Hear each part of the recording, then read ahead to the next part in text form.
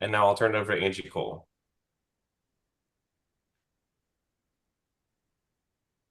Thank you, Andrew. Thank you, everyone, for joining us this evening. Tonight's program, the member Q&A, we have started this program because we had several members that would ask us questions on a regular basis. And so we wanted to be able to kind of share that information at large as well with the larger group. And so we've started doing these off and on through the years, giving members opportunities to reach out with questions. So tonight we're going to go over as many of the questions as we are able to get to. And then after the program, we will be collecting all of the resources that we referenced tonight, and we will be getting those put on our website. And we will send out a link to that in our newsletter next month so everybody can have access to that. And the questions that we don't get to tonight that we have received, we will be also sharing those in either further future programs or in our newsletter or social media. So we thank you so much for your questions and participation. And I want to take a quick minute to thank all of the board members that are assisting with answering questions tonight. And so we're going to go ahead and get started with Kate. Kate Mason Wolf is going to be our first board member answering questions. And the question that she's going to be answering is, what native plants can grow in large containers and withstand winter weather, as well as which spring bulbs are native to our area? It's all yours, Kate. Okay, thanks, Angie.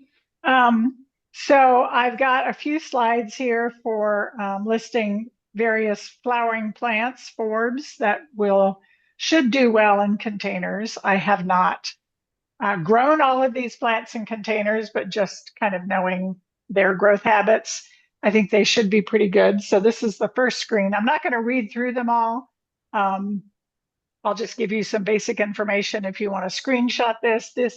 These slides will also be on our website at a little bit later date, so you can always go there for reference.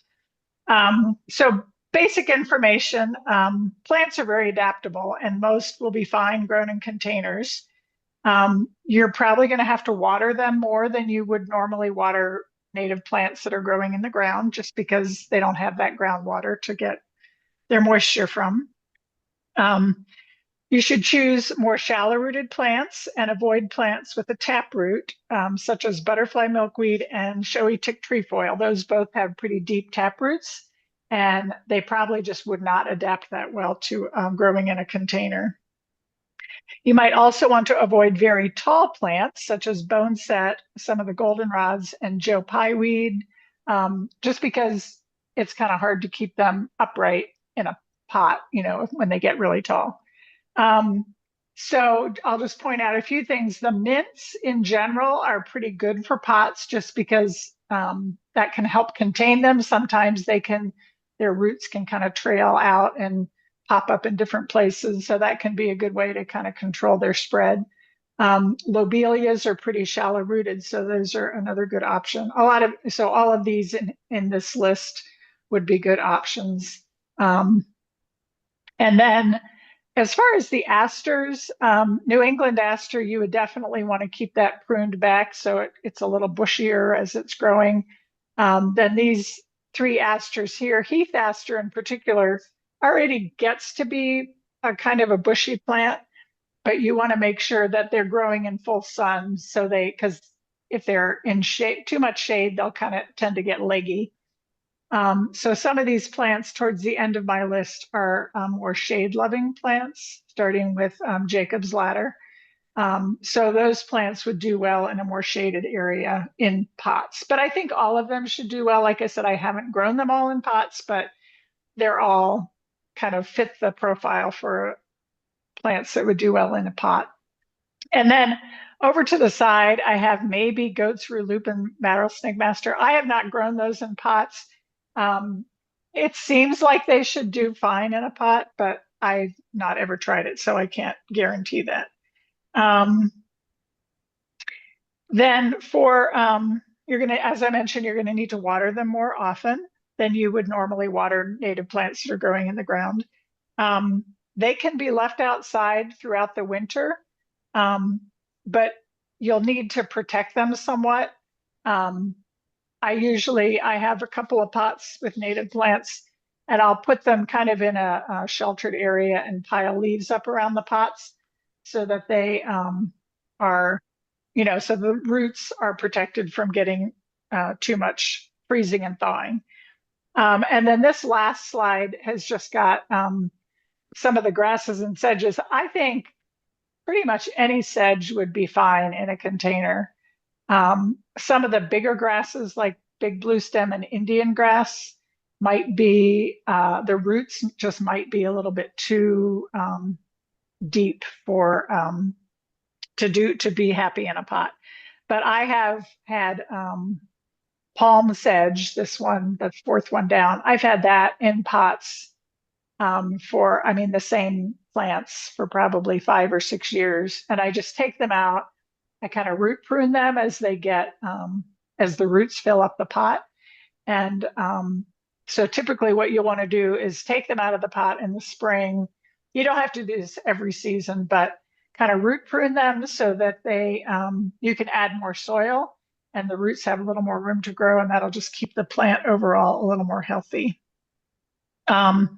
And again, select more shallow rooted plants and be sure to follow the light and moisture requirements. And that's even more important if you're growing them in a pot, because they're going to be under more stress in a pot than they would be in the ground. So they're going to be maybe a little more sensitive if they don't get enough light or if their moisture level isn't quite right. And then for spring flowering plants in general, the most bulbs that are sort of the traditional bulbs sold in, stores and catalogs, like tulips, crocuses, daffodils, none of those are native to anywhere in the United States. Most of those are native to Asian areas, mountainous areas. So the bulbs, so this is a list of spring blooming plants. Some of them are bulbs, trout lily, and this last one, wild hyacinth. Those are both bulbs. Some of them are ephemeral and some of them are neither bulbs nor ephemeral. So this is just a pretty good list of our more early blooming plants that are quite common in our area. And some of them will bloom and the leaves will fade. And by, May to early June, you won't even know that the plants were there.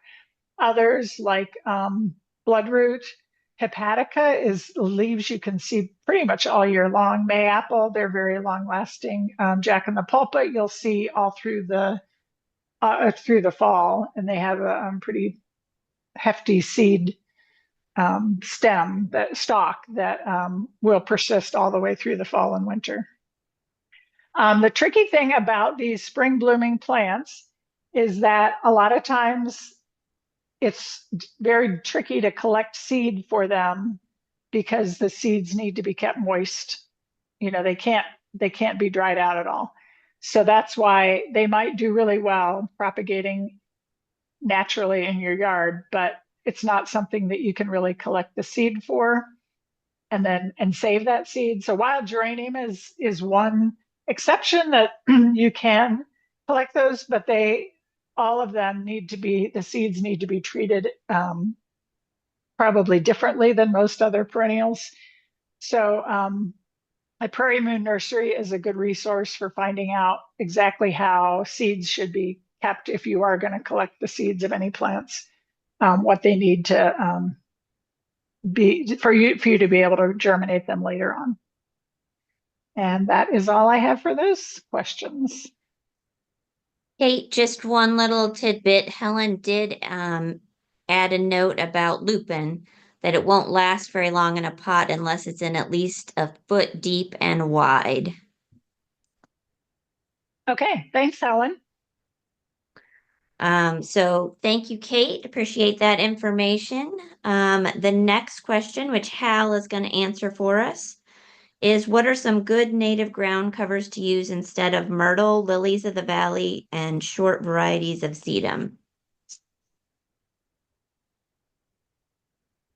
Okay, good. The slide working? Yes. Okay, outstanding, good. So I love this question because before I went native, I used all those species that the questioner posed there about the myrtle, et cetera. So ground covers are really important because we use them to control erosion, and they do a nice job of filling in bare spots around some other plants that maybe we want to keep focus on. Also, they create a nice habitat for some other wildlife underneath there. One of my and I'm going to show you the ones that we're using in our yard, and also the document that'll be available on the website will have all of these plus some others on there. But one of my favorite ones is wild ginger, and this is a really low growing plant, and it has these tuberous roots, and it spreads fairly, it covers fairly densely. I've heard some people said it spreads too rapidly or too aggressively and crowds out some other plants. I have not had that experience in my case. Of giving away a lot of these plants are easy to dig up and divide those tubers. Interesting thing about this is from the looking up from above, you don't see the flowers on these plants. You have to lift the leaf, and then you'll see if one of these flowers, these maroon colored flowers. And I've heard it said, and the literature says, that these smell like rotting fruit or rotting meat. And I've got my nose down there. Maybe I have a poor sniffer, but I've actually put my nose down there to see if I could smell anything. And I don't. But apparently that odor is supposed to draw in the gnats and flies that actually pollinate this plant. And then later on, the ants move in to grab the seed and spread it further. But I really like this plant. Then another one that we're using is woodland phlox. Again, it's a low growing plant, spreads fairly rapidly and densely. We have it's, I'd say late spring, it's blooming, and we have a whole hillside section in our backyard that really fills up with these and then does a nice job of keeping the ground covered there. And here's a picture from along our sidewalk in our front yard where you can see in the foreground is the phlox, and right behind that is the wild ginger. So it combines nicely with some other plants. Another one of my favorites, I think I'm going to have a lot of favorites in this talk. So another one of my favorites is wild strawberry. And I always get a kick out of this because it surprises me when I'm walking along our driveway and we have a little section along there, and this strawberry plant has this nice white flower on it. I always forget about it till I see that. And it spreads like the strawberries that you go and buy to harvest strawberries from in the nurseries. It has those runners, so it's easy to propagate.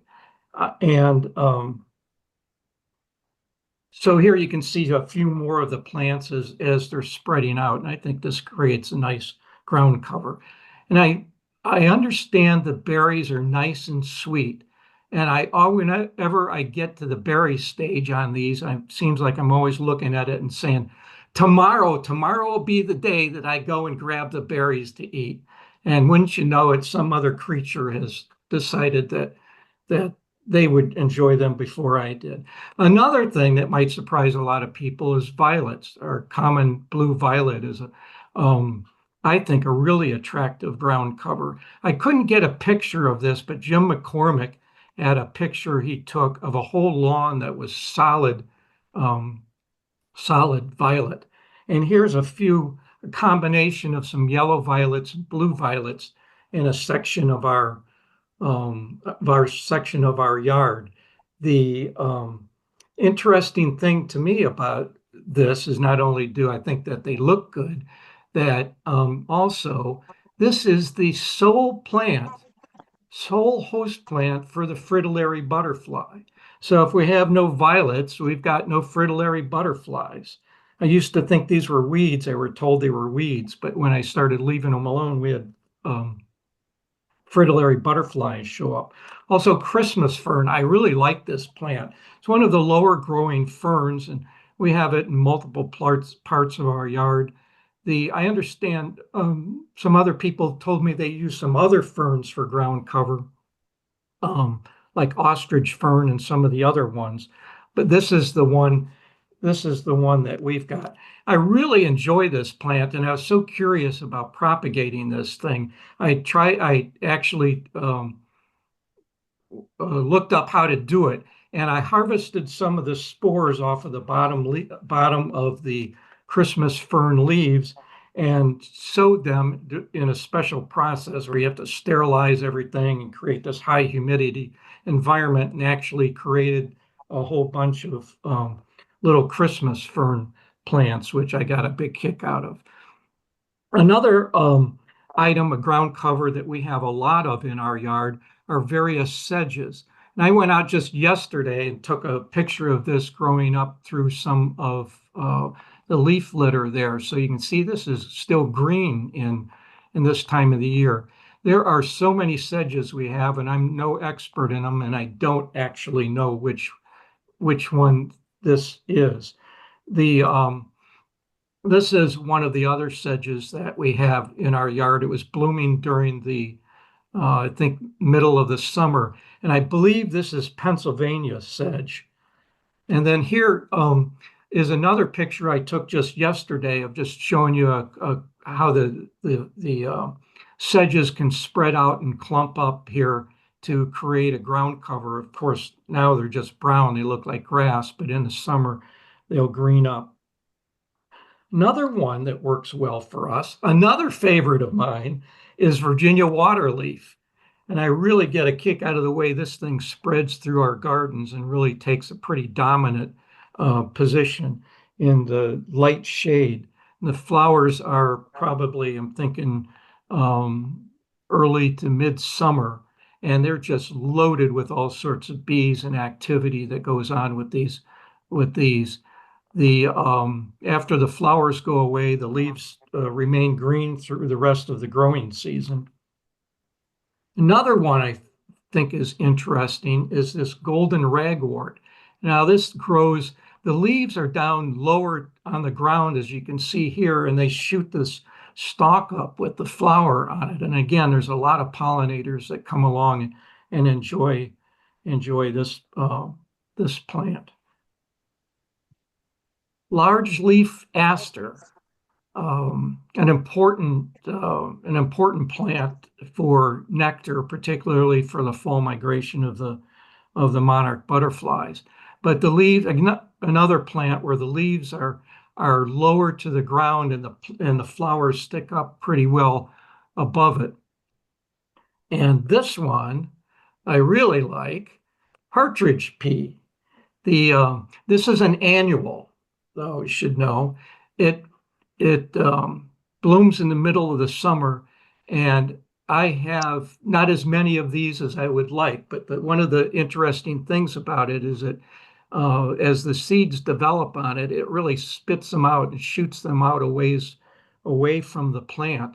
So a lot of people tell me that they propagate pretty readily in their yards, even growing up in the cracks of the concrete. We haven't had that much success with them. We're heavy clay, but still we have a fair number of them. And the other day when I was out taking pictures of those sedges, I ran across this, and I thought, well, I wonder if I can count this as a ground cover. Some years ago, I had cut up some sections of logs into these cookie slabs and laid them down as a kind of a path through a section of the garden. And I don't walk that path very often, and the mosses have taken over and covered these. And I thought that is another, perhaps we could call that a ground cover. So again, in the document, so I'm done showing you what I've got here, but in the document, I think there will even be some more for you, for you to look at and consider. So that's it for me, Angie, on that. Thank you, Hal.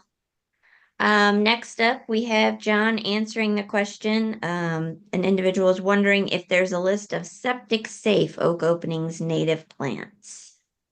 So yeah, thanks, Angie. So yeah, this is a great question. I think this, could be an issue for a lot of Oak Openings region landowners. So I didn't find a specific list of Oak Openings native, but I did compile one by researching a couple of different native seed websites. So the main thing you want is non-woody herbaceous plants that are suitable for medium to dry soil and part shade to full sun. And you want plants that like dry soil for a few different reasons. Leach fields and septic tanks have stone and gravel that can transport the moisture away from the plants. And septic tanks can produce heat that affects the soil temperature. And you want plants that don't readily seek water. So plants that don't like their roots wet won't seek out the moisture in the pipes from the leach field. And the plants will absorb moisture from the leach field, but not clog up the pipes with their roots.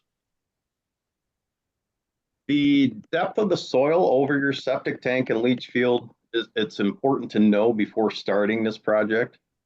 You could be limited by what types of soil preparation you can use. If the existing cover is turf grass, you may need to kill the grass before planting. And this can be done by tilling, smothering the grass with a tarp or cardboard, using herbicide to kill the grass, or even controlled burning, depending on where you're at.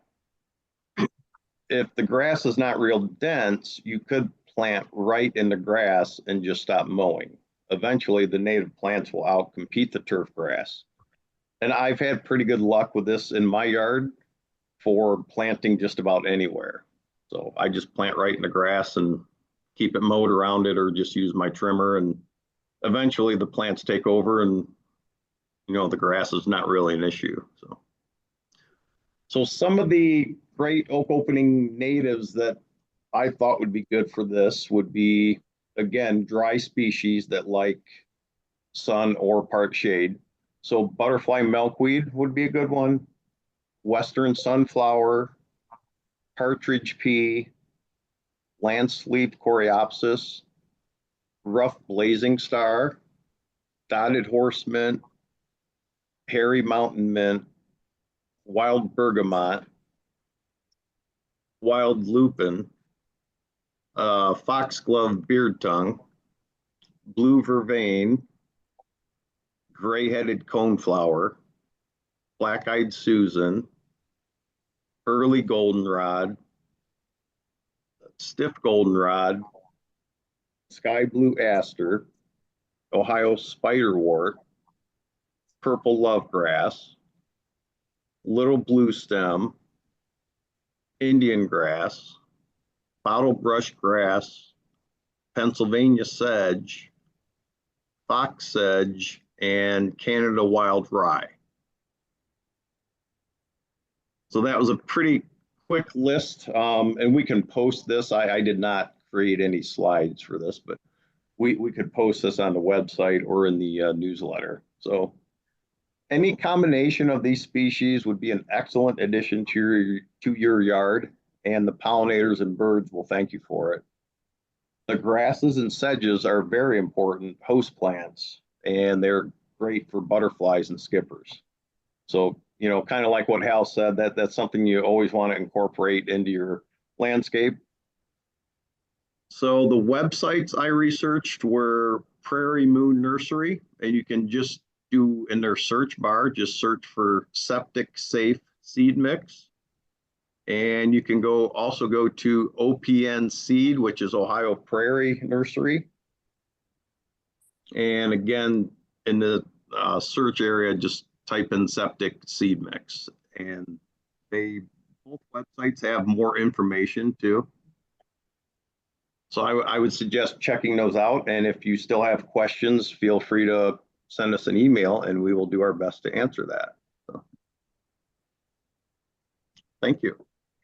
All right. Thank you, John.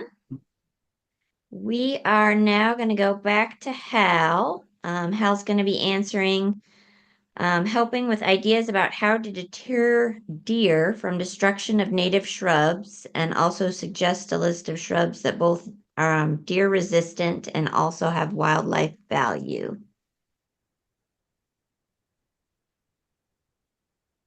Okay, good. Thank you, Angie. Boy, the bane of my existence are these these critters. I noticed in the chat that some people said they couldn't see the slide, so I just want to make sure that that's working okay. So It is, Hal. okay, thank you very She got much. it fixed. Thanks. Okay, outstanding. Thank you. The so my neighbor is a hunter and I'm a carnivore, and unfortunately we're in the city, so that doesn't help us much with these creatures. And boy, they sure eat a lot here. Not only do they eat, they also do some damage by rubbing. The bucks will rub their antlers against the trees and do some damage that way. I had a 12-year-old wafer ash in our yard. I had as a small sapling, and it grew up over 12 years. And about a month ago, I noticed that the deer had really nailed this thing good. They just went all the way around this and totally took the bark off of this thing. So I think it's toast. I have done everything I could think of and heard about in trying to protect plants from the deer, including making a whole lot of these. You can barely see this wire cage around this, which I stuck it around this tree after the damage was done, just in a wild hope that maybe this tree would survive.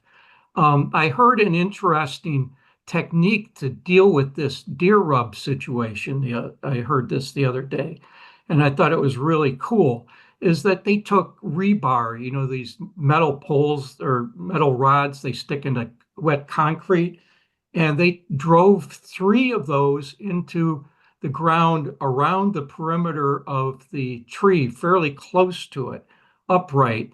And where I was showing that deer tilting its head and rubbing against that, they said that the proximity of those metal bars would prevent them from doing that. And also those metal bars would be fairly inconspicuous to the casual observer. And if you took them, it'd be easy to store at other times of the year too. So unfortunately, I didn't know about that before this, nor did I know that this was going to be a problem with this particular tree. But what I did find is this has worked really, really good for us. This liquid fence deer and rabbit repellent. And it's a liquid. This on the left, they buy it as a concentrate. And it's really, I think it's made out of rotten eggs, and it smells like that. As you spray it, you can smell this odor. But fortunately, that odor dissipates and is totally gone within a half hour or so. And the technique, what I heard about, and it's worked really well for us, is to spray this. You start off spraying it once a week on the plants, then after a month. Then after a month, you go to every other week. And then after another month, you go to every 3 weeks for a couple of months. And then you go to once a month. And that has worked miraculously for us, both in our yard and in some other gardens that I manage. Now, I'm showing you a concentrate package. You can buy it as ready to spray, and several other, I think ready to spray, you can buy it that way too. The only place locally I've found it in the concentrate is at Lowe's on Central Avenue. They have it in the concentrate. You mix it 1 part this concentrate and 10 parts water. And I always keep a spray bottle like this handy. In case I'm going to put a new plant in the ground, I will spray that then with this. I had some years ago, there was a nice little oak seedling in our front, under some trees in our front yard. and it was probably 2 years old, maybe 10 inches, 12 inches tall. And as you may know, oak trees send a deep, deep taproot. So I wanted to put this out in the middle of the yard. And so I carefully dug this up so I wouldn't damage the taproot. I think it took me 2 hours to extract that sapling from that area. And I don't know how long it had been growing there, probably a year and a half, 2 years, and certainly the deer had walked by it all that time. But I transplanted it out to the front yard. The next morning, I went out to see how it was doing, and the deer had eaten it to the ground. I was really, really ticked. I thought, why couldn't you have eaten it before I spent all that time? But had I had known about this spray at the time, I think I would have used this little spray that I had to protect it. What I'm usually doing in our yard's about a 3/4 of an acre yard. I use a backpack sprayer, and I have a fairly expensive one, a Solo model. I think it's Solo. And so I mix up 4 gallons of this stuff and go about the woods in our yard and spray that. But I found this one at Harbor Freight last year for about $30. I used it to deal with a Phragmites infestation at our church. And this held up really, really well. So I was pleased with this much cheaper model. You can get battery powered models to do this, but I went with this hand pump method. Now, I'm going to show you some shrubs around our yard that have been deer resistant. And also, I'm just going to show you a few. The document that Kim's putting on the website has lots and lots of plants listed there. This list was provided by Jan Hunter. And it seems to me I've found plants that said that they were not deer resistant, but the deer haven't touched them. And I've had other ones exactly the opposite. So I think it may be kind of a hit or miss situation, maybe what your particular herd of deer has grown up with. But anyway, here's what's worked in our yard is spice bush. And oh my gosh, I love this shrub. I think there's more than one of us that would spend a good part of our summers rubbing up against this plant, because as you rub against it or bruise the bark, the aroma that comes out of this thing is just utterly fantastic. So this thing doesn't suffer from deer rub, but maybe it would suffer from human rub if I was out there all the time on it. The spice bush, here's the flower on the spice bush. Now, spice bush is one of those that has the male and female parts on different plants. So somewhere along the way, you need a male spice bush in the mix to get this pollinated. So maybe you can buy a package of spice bush I'm not sure if the Lucas County Soil and Water sale has spice bush or if we'll have spice bush, but you could buy a bunch of them with the hopes that one of them in the package would be a male. And also, as many of you probably know, this is the host plant for the spice bush swallowtail butterfly. And my gosh, who could not love that butterfly caterpillar? Look at that thing. That's just incredible. So I'm out there looking a lot at our spice bush for this butterfly caterpillar, but I've never seen it.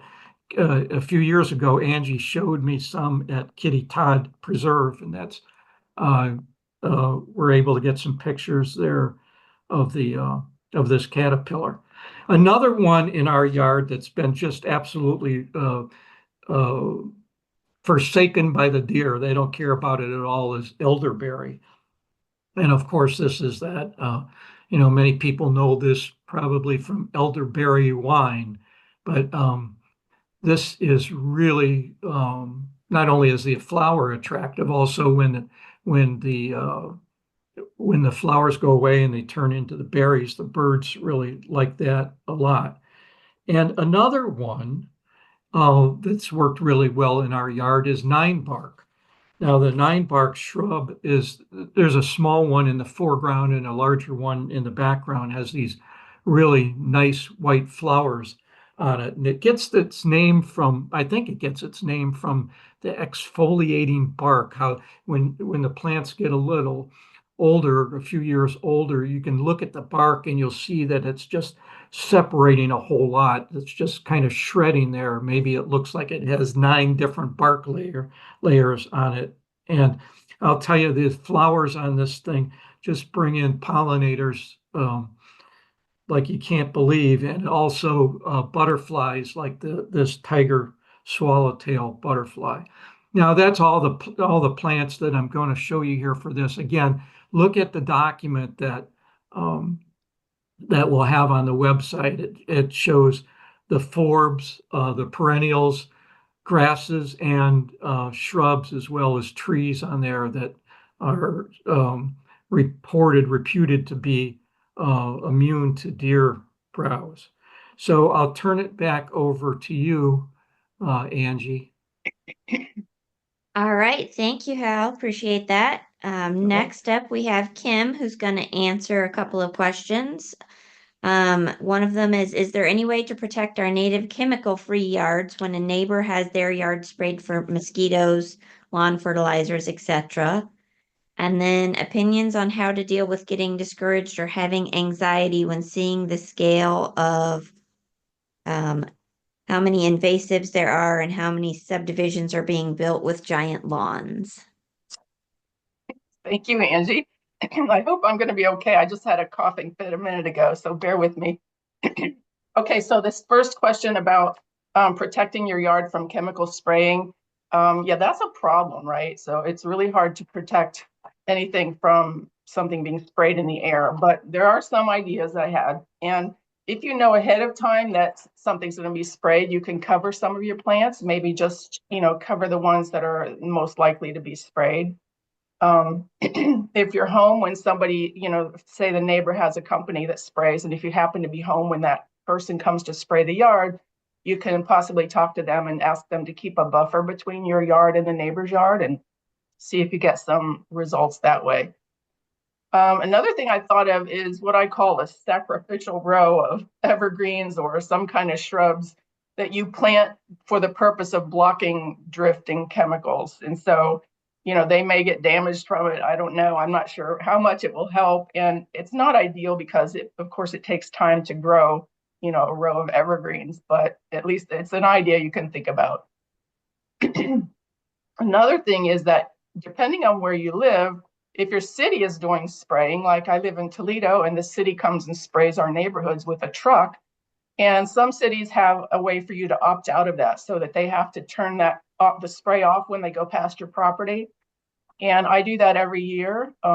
They sort of try and make you feel guilty about it. You fill out a form online and they say, just so you know, this is public and anybody can find out that you're opting out, as if it's a bad thing, right? So I do that. And I think Hal said Perrysburg lets you opt out there, probably Maumee. So check with your city if they do that. Also, maybe post do not spray signs around the perimeter of your property, because that can show your neighbors that you don't want sprayed. That can also show any hired service that's spraying around to maybe not spray by your yard. I don't think that city trucks would pay any attention to those signs, but it can help with other people. Let's see. Oh, also, yeah, that's the other thing too. So if the neighbor's hiring a company that comes and sprays, you don't know how well they've communicated with that person, the company doing the spraying. So even if your neighbor has agreed not to spray, the person who comes with a sprayer may not know about that, right? So the do not spray signs can help with that. And of course, you don't want to have to do, legal stuff, but if it gets to a point where you think that someone is spraying chemicals illegally and violating the laws, whether it's a homeowner or a company, if they're spraying on a windy day and it's blowing onto your property, for example, there is an online form to report that sort of thing on the Ohio Department of Agriculture website. So I didn't want to put the link on this slide, but I'm going to include that when I put data on the, excuse me, the website for you guys. But what I think of as sort of the best long-term solutions, sorry, there's something on my screen here, is to maintain friendly relationships with your neighbors. You know, if you go out when you're angry and yell at them or try to shame them for doing what you think is not right, that's not likely to get you good results. And that they may even, you know, dig their heels in even more and do something to spite you. So above all, try and be on friendly terms with your neighbors so that you'll be able to then gently educate them, try and ask them for quote unquote favor of not killing your pollinators. I find that hard because I lead with my emotions, so I have to really pull myself back before I react to stuff like that. And it's hard when you're growing native plants and you're loving the bees and stuff, and then you're seeing people purposely trying to kill them. It does get really emotional. Oh, that's the so another thing about spraying for mosquitoes, make sure that you talk to the neighbor and tell them, like, say you're keeping your yard free of standing water. You're cleaning out, if you have, I hope you don't have stacks of tires, but anything like your gutters on your house, clean them out and tell the neighbor, like, look, I cleaned the water out of the gutters, so we're not breeding any mosquitoes over here. And, you know, maybe you want to think about doing the same thing. And that way we don't have to spray poisons and we still can have no mosquitoes or very few mosquitoes. So lead by example and show them what you're doing to, you know, make it so that mosquitoes aren't breeding in your yard. Something that I really like to do is like to convince people to start doing more environmentally friendly things, and growing native plants is just cut a beautiful bouquet of flowers from my garden and take it to the neighbor and say, look how gorgeous native plants are. Don't you want to grow these in your yard? You could also, you know, buy them a native plant, even put it in a pot and make a big deal about it and help them nurture that plant and just try and get them more excited about, you know, having this plant that's drawing pollinators in, and maybe you'll convert them from the dark side eventually. You could also gift your neighbor a book by Doug Tallamy. That's a really great way to help, you know, if they're that type of person that would be receptive to that, that can help them understand more about native plants. And whatever you try to do, I think it's important to meet those people where they are. I know sometimes those of us who are really into native gardening and want to, you know, nurture pollinators and stuff, we talk to people about it and we'll just go on talking about native plants, this and that, but maybe the person we're talking to has no idea what a native plant is. So sometimes you even have to explain what a native plant is and just, you know, go back to the beginning and don't assume they know what it is. And the same thing about talking about pollinators. I'm not sure that everybody knows what pollinators are, or even that lots of different insects can be pollinators. You know, everybody thinks it's just butterflies or bees. So just be aware of the level of knowledge or interest that that person has, and try to speak to them at the level that they're, you know, they're not going to feel like you're talking down, but at least they'll understand what you're talking about. Okay, that's done. Okay, so the second question is how to deal with being discouraged and having anxiety when you see how many invasives are everywhere and all the subdivisions being built with giant lawns. First thing I have to say about that is, another thing I'm not good at is having patience. I think we should remember that, you know, this idea of these gigantic lawns that are status symbols, or, you know, having a green lawn that makes you quote unquote good neighbor or good citizen, that sort of thing has been around since the beginning of the founding of this country. It's ingrained in our culture, and changing, you know, ideas in a society like that, you can't just do it just like this or just by yelling at the neighbor. It takes time. So just remember, it's something that people have believed for a long time. I have a lot of neighbors who would think I was insane if I told them their lawn is ridiculous. You know, people just, it's going to take a long time. That's all I want to say. Have patience. The other thing, though, is take action. And I've recently been in therapy for a lot of things that are making me really anxious and discouraged and stuff. And something the therapist always says is, if you take some action, do something, you're going to feel empowered and your anxiety will go down. And I have found that's really, really true. If you do something, even if you maybe think it's not, it's not going to make all the changes in the world, it won't make all the difference, doing something does reduce your anxiety. So I highly recommend doing something rather than just sitting at home and fretting about it or doom scrolling social media like I do. So what are some of the things you can do? Educate people, educate the general public, educate your neighbors and local officials. And this kind of goes back to what I was just saying about, trying to keep friendly relationships with people because you want them to be receptive to your efforts to educate them. So if you can talk to people about the problems caused by invasives, and by the way, we have some stuff about invasive plants also on our website. So please make use of our website. I try to keep a lot of good resources on there for you, whether it's to educate yourself or to refer someone else to that resource. You can go there and find a lot of stuff.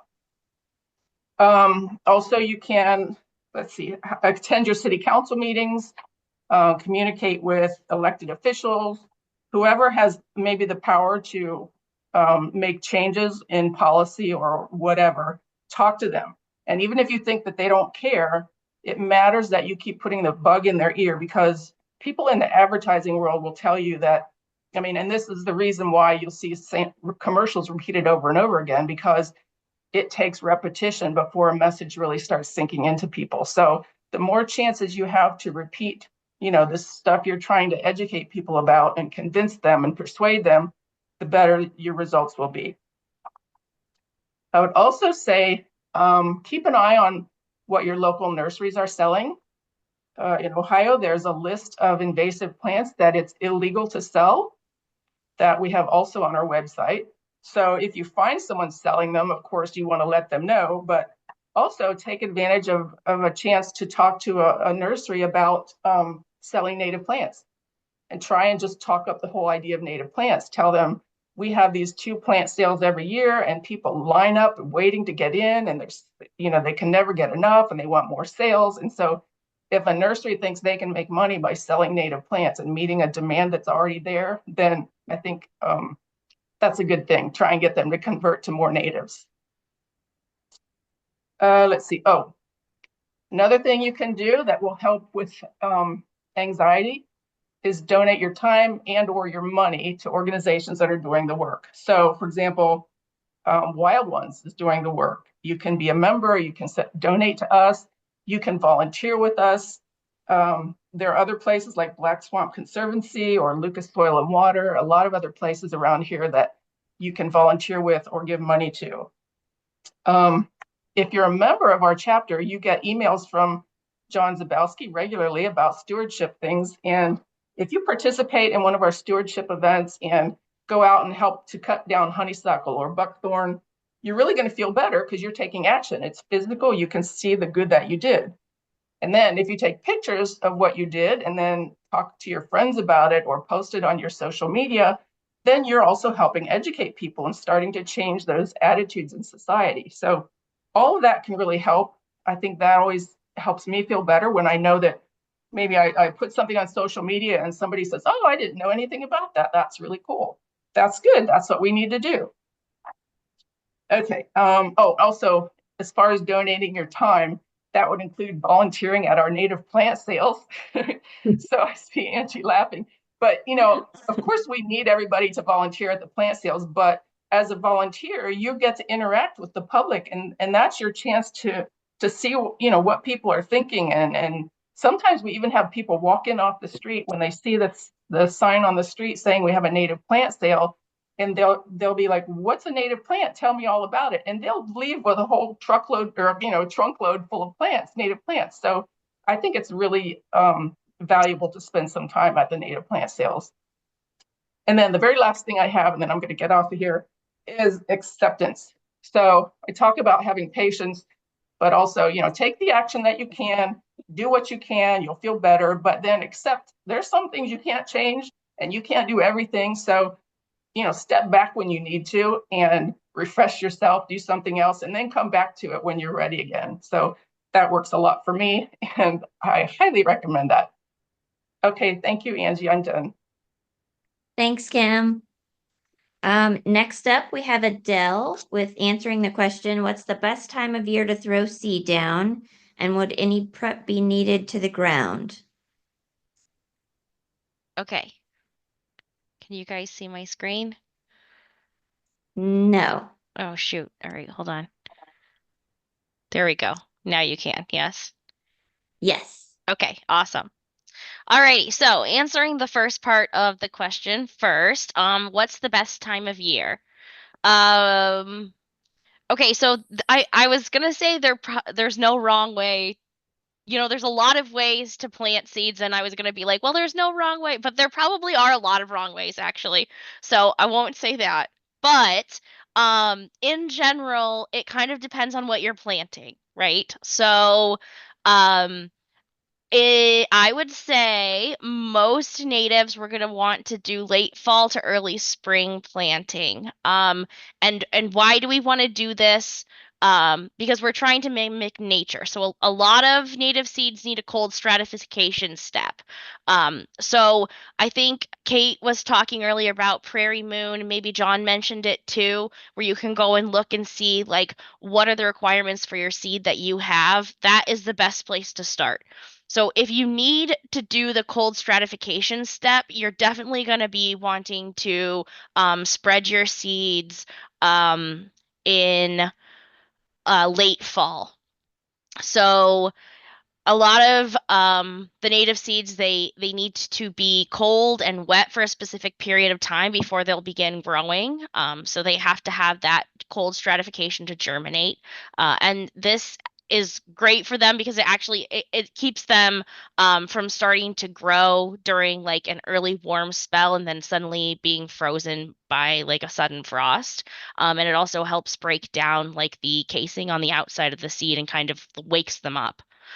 So the best advice I have about sowing native seeds is that you're going to want to look at the individual germination requirements for your seeds. If you want to spread, so I'm assuming that the person who asked this question was acting about like direct sow, right? So it sounds like they wanted to put their seeds right onto the plot that they want them to grow in. If you were not interested in doing that, which is why I was saying like, okay, there's a couple different ways you can do this. You can also, okay, there we go. We can also start your seeds in the late fall winter time in a milk jug or some other kind of plastic container where they can do their cold stratification there. People also will do this sometimes in the refrigerator. So there I guess a lot of time could be spent on this question, but I'm going to stick with we're assuming that we want to sow it directly into the ground. So if you used milk jugs like this, then you would have to transplant your started seeds from the milk jugs into the ground eventually. And I think we're concentrating here on just putting it directly onto the ground. So ideally, let's assume that our seeds need to have cold stratification. So we're going to sow them in the late fall and let them sit on the ground for the winter. And then in the spring, they'll be blooming.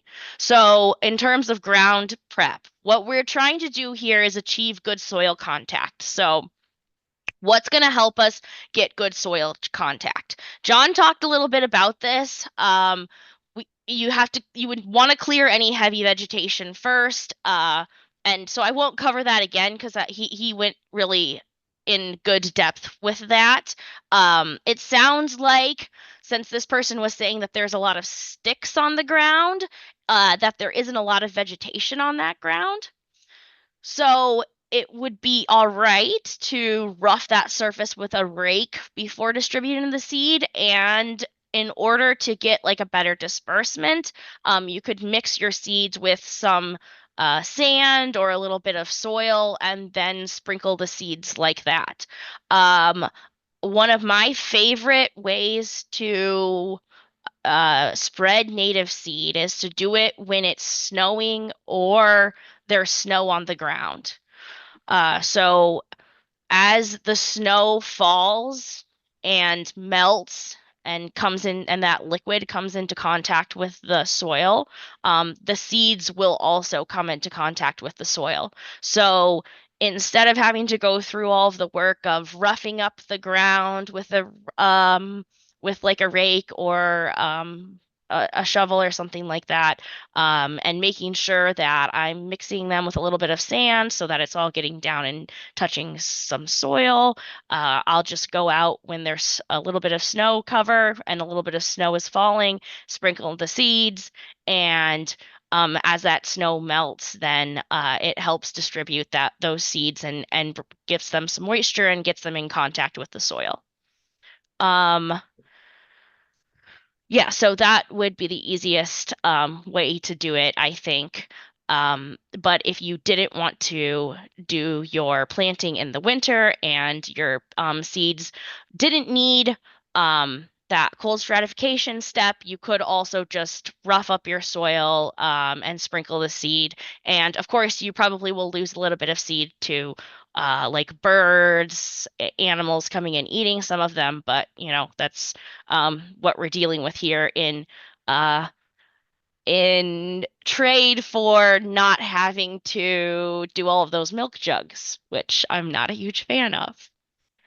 Okay, so I think that's kind of all that I had for answering that question. I don't know if anybody else has anything to add, but that is it for me.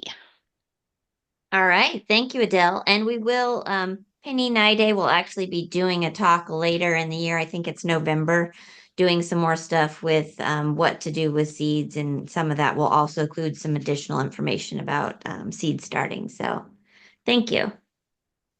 I think we'll try to get in one more question here.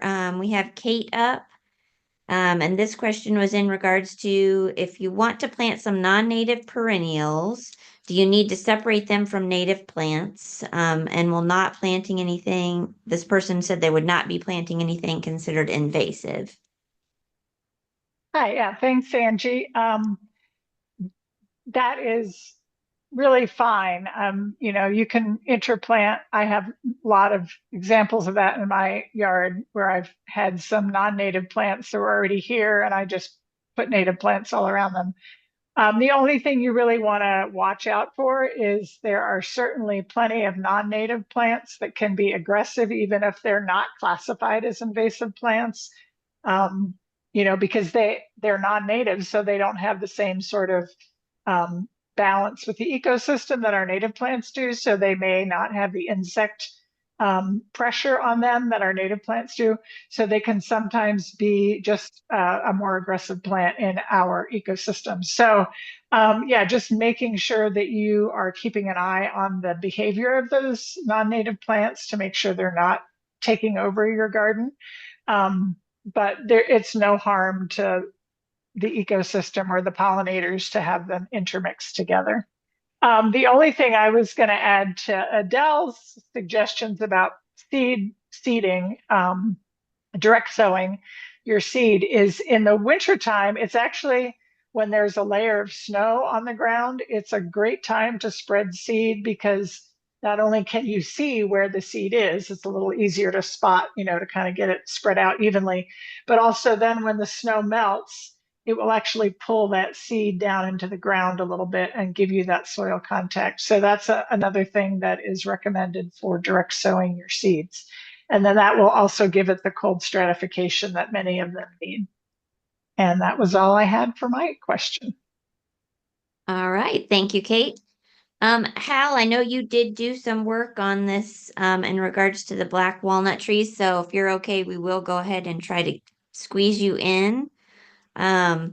So once again, that question is, what kinds of plants grow underneath black walnut trees? And would any of them grow under there if they stay a certain distance from the trunk? Okay, great. So I imagine that most people have heard the saying, nothing grows under a walnut tree. Oops, I gotta get my slide to work here. Okay. So nothing grows underneath a walnut tree. And the reason people say that is the walnut tree has a deep taproot and it has a some fibrous roots as well, and it puts out a lot of nuts. And all of that exudes a chemical which inhibits a lot of plants from growing. However, there are also a lot of plants that have co-evolved with the walnut tree and have figured out how to grow through all of that stuff. The list, the document that'll be on the website was also put together by Jan Hunter, and it's pretty extensive about a list of plants that work under walnut trees. In my experience, it's been, again, a little bit hit or miss because I've put some things underneath walnut trees that said that they would do well and they didn't, and I've put others under there that said no, they aren't going to do well at all anyway, and they did. So I'll give you some examples of what works for us. But first, I've got to tell you that our walnut tree that is just outside our front porch along our sidewalk, it's been trimmed pretty heavily to keep the limbs off of the roof and to protect the house. And still, one year we got 150 pounds of walnuts off of it. There's these mast years that have a lot of walnuts that come down. And all of that stuff not only is good food for a lot of animals, but it's also exudes that chemical, so it can spread that out quite a bit. So we found this device called the Nut Wizard, which is a really, really cool tool for picking up walnuts. We got it from the Wood County Soil and Water Conservation District, and you just roll it over these nuts, and this little cage picks them up, and you can dump them into a bucket. It's actually a lot of fun. Somebody came over to our house with their grandson one time and had seen me picking them up, and we had these buckets of walnuts, and they wanted us to. So we dumped them out in the front lawn, and the little kid ran around picking up the walnuts with this thing. So the Nut Wizard, I understand this comes in different sizes too, so you can get them that'll pick up much smaller nuts like acorns and that kind of thing. But one of the plants that grows on our walnut tree, underneath our walnut tree, is the Virginia creeper. So this is a vine, and this is in the fall, and I just really like the fall color of this. And it's a vining plant, so it grows up vertical surfaces and doesn't do any harm to it, doesn't hurt the tree at all. So that's one of the plants that you'll find. Another one that is growing pretty close, within 5 feet of the walnut tree, is wild geranium. And this is a low-growing woodland plant. I really like the color of this, and it spreads fairly easily. And I'll tell you, once the flower goes to seed and you try and collect the seed, I can tell you that if you try and plant these at all, I tried this for 3 years and nothing germinated at all. It doesn't work well if that's what you're trying to plant, because what you see there is the capsules that's left after those wound up curved arms there have catapulted the seed out to someplace else. So geranium spreads pretty well on its own through a wide area. So if you're going to collect the seed, you got to do it before it gets to this stage. Another plant that's growing right next to our walnut is alum root. This is the native, I guess it's the native coral bells. And so this grows really, really well in the shade of our walnut tree in the shady area of our front walk. Another plant that I really love is Jacob's ladder. And this is almost an evergreen plant.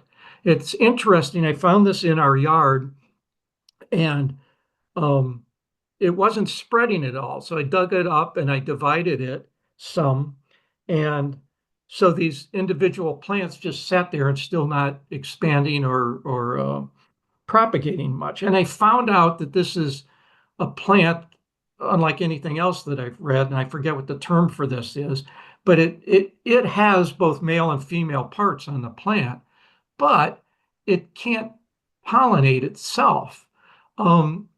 It needs another, I'm not sure if the right term is another genetic plant of the same species to pollinate it. So we found some Jacob's ladder out in our wooded area in the backyard. And I dug up those plants and put them next to the ones I had spread around the front yard. And a few years later, we've got Jacob's ladder popping all over the place. So that's an interesting plant. And the last one I'm going to tell you about is a grass called bottlebrush grass. And I just love the way this grass looks. It looks just like a bottle brush. And that tree it's growing next to is not the walnut tree. The walnut tree is about 5 feet away to the right. But we do have bottlebrush grass growing around those sections a lot in that area. So again, I'll refer you back to the document that's going to be on the website for, there must be 30 different plants that Jan Hunter itemized there, both perennials and grasses, ferns and trees and shrubs and vines. So I think I'll leave it at that and give it back to you, Angie. Thank you. All right. Thank you, Hal. I'd like to thank all of the board members who helped with answering questions tonight and all of our members that submitted questions. We look forward to helping with answering any questions you might have in the future as well. We do still have a couple of questions that we will also share some information about. But please feel free, if you ever do have questions, to reach out to our Wild Ones Oak Openings Region email. And submit those, and we'll try to help you to get answers that you might have. So once again, as Kim put in the Q&A, she will try to get the resources for the information shared tonight up onto our website so that you can share that and see that information. So thank you everyone for joining us, and we hope you will join us next month in person. Hope everyone has a great night. Thank you.